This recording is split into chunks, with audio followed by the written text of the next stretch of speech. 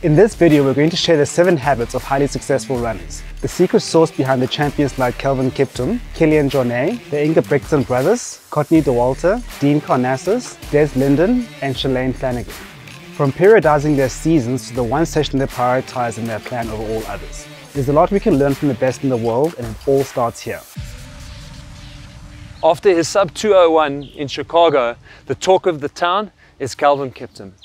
Everyone has read the LetsRun.com article where it unpacks some of his training, and of course the whole world is focusing on the fact that he was able to do what he did because he had run these 3 times 300 plus kilometer weeks. What I found most interesting about the article though was how he built up to the point where he could in fact handle those 300 plus kilometer weeks. And the most notable thing for me was that in his first 4-week training block of the 16-week training block that he uses to build up to a marathon is the emphasis he places on heavy lifting, number 1, building up slowly by his standards over that period of time where he only does 900 kilometers across those 4 weeks in comparison to when he's hitting those 300 plus kilometer weeks, and where him and his coach talk about the fact that they don't have very specific recovery or rest periods built in, but that they are very open to analyzing how he's feeling on a day-by-day basis. And if he's ready to carry on training, they carry on training, but if he needs rest, they take it. And so I think if we analyze between the lines, we can say that his secret to his success is the fact that he is building enough strength to handle the training load that he's doing. He's building up to that training load over time, number 2. And number 3, when his body needs to consolidate, recover, improve, and prepare for the next stage, he gives himself the space to recover. And it's important not to get too lost in the details because yes, he trains a lot and he absolutely trains more than we do, but he goes about it in about as sensible a way as you can when you are loading that much mileage. One of the best trail runners of all time, Killian Journet. One of the lessons we can learn from him is periodization of your training plan. Killian puts aside time every year to go back and focus on building his aerobic base, so puts in a base training block. This is really important to improve your aerobic capacity and help you to become more and more of an efficient runner. He doesn't just go from race to race. He does look at putting a short base block before each of his main peak training blocks when he's leading up to important races. When you talk about periodizing your season, we refer to, I mentioned a base block for example, and then going into different phases of training. But when you're in peak training phase for, let's say, a gold marathon or an ultra marathon that you might be running, that's not to say the aerobic work falls aside. To give you an example of Killian Journet again, he uses up to 77% of his volume in peak training blocks as easy runs or aerobic style training. 58% of that is just recovery runs or zone 1 runs. A further 19% then makes up zone 2 type of endurance work, and then the rest is broken up into high intensity training, tempo type of training. So while he might have done his base block and then moves into the peak training phase, he is still not neglecting a massive bulk of aerobic work. The so-called Norwegian Method has taken the world by storm over the last few years in athletics, especially due to the success of Ingebrigtsen, who has won many world titles, European titles, and broken world records over the last few years. He and his brothers train together, and while there are many buzzwords around their training, you'll often hear of things like double lactate threshold sessions.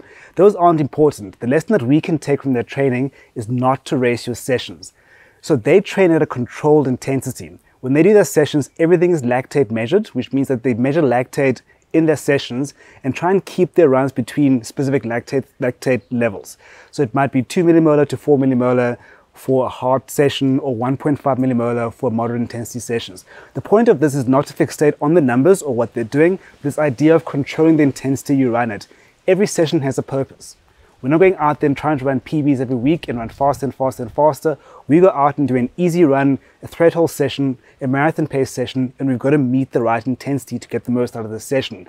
And what we can learn from the Ingebrigtsen brothers is that you need to be very deliberate about running at the correct intensity. We have other ways we can measure this. You can use RPE, you can use heart rate or power, but when you're given a target for a session, stick to the session. This isn't just some random guidance we give, it's because we're trying to elicit a very specific physiological response for you during that session. If you shift outside of those zones, you change the intent behind the session. And like the Ingebrigtsen brothers, learn to run in control, and then you'll be a better runner for it in the future. Another athlete we can learn a lot from is Karnazes. Now, he has done some crazy things in his time, and when you go onto the internet to read about him, people attribute so much of what he's achieved to this freakish ability that he has got to really use up the lactic acid or blood lactate that he produces, and again to use it as an energy source. So when I started to unpack this, I can say that yes, that's probably a great advantage to have when you're trying to do really crazy feats of endurance, because he has got multiple sources where he can draw energy from, and really what it tells me is that he can use and produce energy extremely efficiently. So that's awesome when you're trying to do a 200k race or you're trying to do 50 marathons in 50 days. But what are the lessons that Dean has learnt over the years of putting his body through the work that he's been putting himself through? And there were two things that really jumped out at me with Dean when you ask him what are the secrets to his success. And the first, he learnt really early on. Although he can keep going for a really long period of time for a particular project, what he found was that over time he was really wearing himself down. Because although that ability to shunt blood lactate and use it as energy is a great gift, what it doesn't do is protect your body, your muscles, your tendons, your ligaments against the very real trauma of running and pushing yourself day after day, week after week. And one of the early lessons he had to learn was giving his body time to recover, both while preparing for an event and between these crazy events that he's doing. And the second lesson was coupled with the first, because he also noticed that he was wasting away and that he wasn't actually able to do all the things that he was able to do because he was getting physically weak.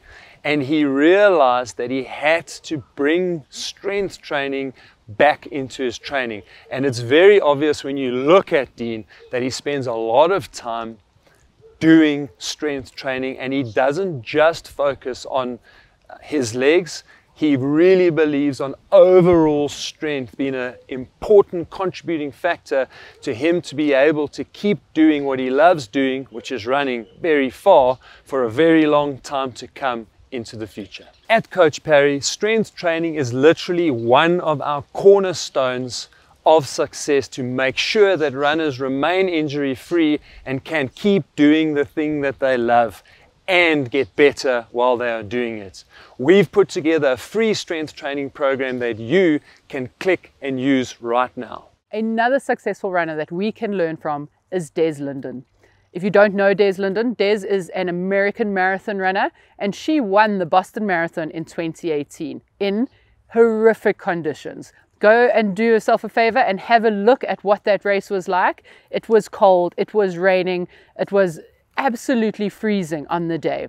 And the runners were even saying it was so cold that they couldn't even open their gels with their hands. A lot of the elites had to stop and get people to open up their gels and to help them with their nutrition. And when you watch this race, people just sort of fell off because the conditions were so tough. But what I love about what Dez Lindon did is that if you read her book, she speaks about how she had fallen in love with the process. She wasn't really even expecting to win the race. She was hoping for a podium. She was hoping to perhaps get third, but she landed up winning. And that is absolutely because she did not put the focus on the race specifically. She put the focus on finishing every single session per day and building on days, weeks on weeks, and months on months.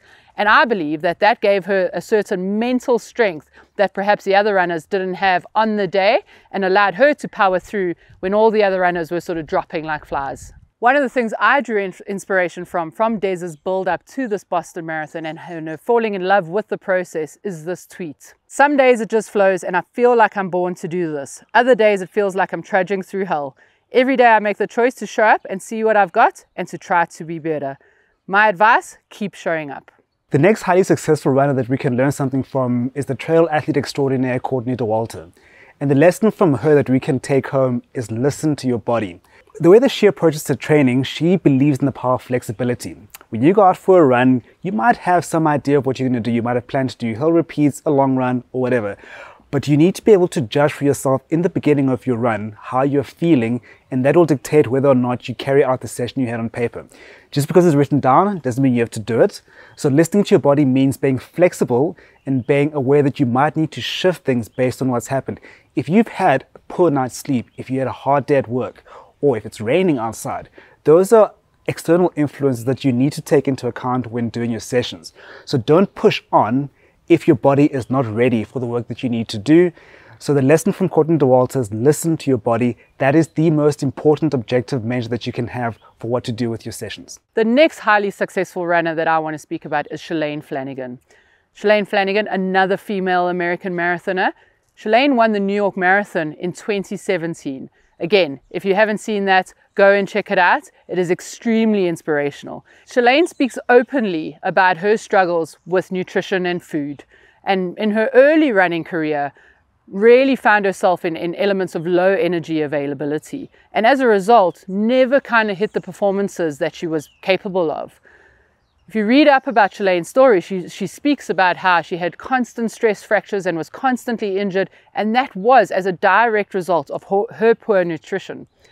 As she developed as a runner, she really started to change her ways and decided nutrition was one of the aspects that she wants to focus on, and fixed all of her nutrition qualms and went on to go and win the New York Marathon in 2017. And looking at this photo of Chalain on the day she won the New York Marathon, you can see how she is focused on her nutrition and her strength training, as she looks so powerful as she's sprinting across to that finish line. As Ntutu mentioned, Courtney Dauwalter's superpower is listening to her body. That's often easier said than done. Mine usually screams at me.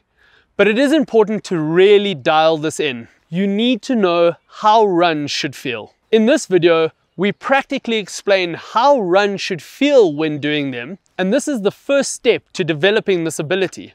In it, you'll also learn why running junk miles is one of the biggest mistakes recreational runners can make.